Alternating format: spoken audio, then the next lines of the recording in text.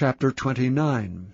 Moreover Job continued his parable and said, O that I were as in months past, as in the days when God preserved me, when his candle shined upon my head, and when by his light I walked through darkness.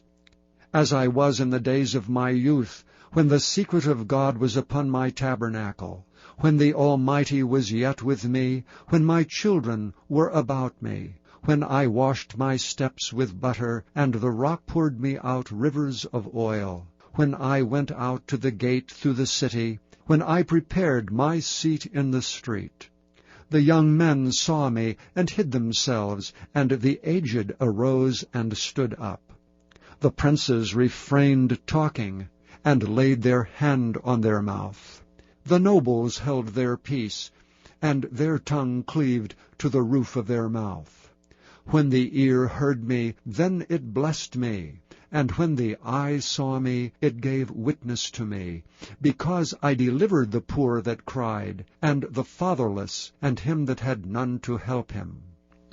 The blessing of him that was ready to perish came upon me, and I caused the widow's heart to sing for joy. I put on righteousness, and it clothed me. My judgment was as a robe and a diadem. I was eyes to the blind, and feet was I to the lame. I was a father to the poor, and the cause which I knew not I searched out. And I brake the jaws of the wicked, and plucked the spoil out of his teeth. Then I said, I shall die in my nest, and I shall multiply my days as the sand. My root was spread out by the waters, and the dew lay all night upon my branch.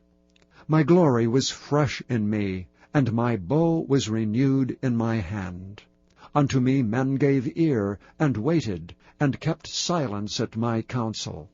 After my words they spake not again, and my speech dropped upon them.